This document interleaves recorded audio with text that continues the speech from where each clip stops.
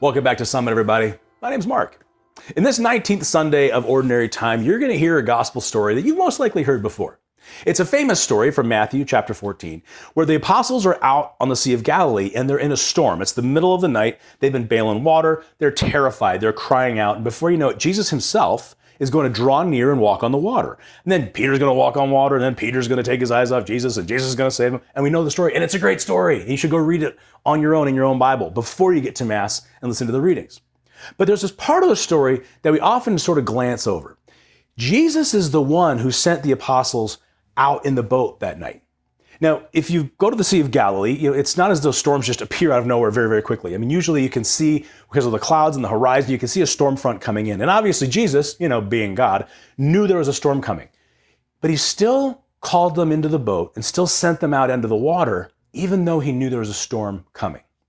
Now, Jesus loves you, loves me, and he's always going to provide for us. He's always going to come and walk into our fears, into our sufferings. He's going to walk into our storms to do what? To come and save us, to call us to faith, to call us to something more like he did to Peter. But it doesn't mean that your life's going to be without storms. Just because you follow the Lord, just because you're into your Catholic faith, doesn't mean that your life is just going to be all roses and puppies.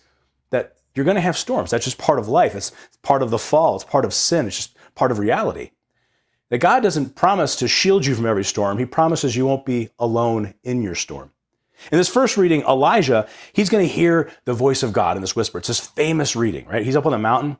What we lose sometimes, though, is the backstory that happens right before this. Elijah has just taken on 800 false prophets and priests. He's done battle with them like 1 versus 800. Queen Jezebel wants him dead. He's on the run. He's on the lam. He's been 40 days now into the desert, no food, no water. He's really fearing for his life. Elijah's having a really bad time. He feels abandoned. He's suffering. He's scared. And this is when God comes into his storm in a quiet way. Not through an earthquake, not through thunder, but through a whisper. But don't make no mistake, Elijah has a storm going on in his heart. St. Paul in the second reading, he's sharing sorrow. He's sharing anguish. He's saying, like, it's hard. Doing this is hard. Living the Christian life is hard.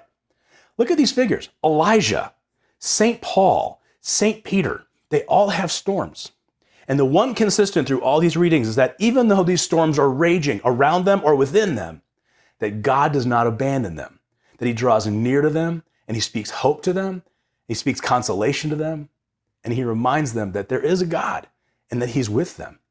And my brothers and my sisters, whatever your storm is this week, whatever you're dealing with personally, things that are going on outside of you, things that are going on inside of you, in your heart and your head and your soul, know this, that no matter how badly the storm is raging, that you are not alone in that storm, and that God is going to draw near to you the same way he drew near to all these characters.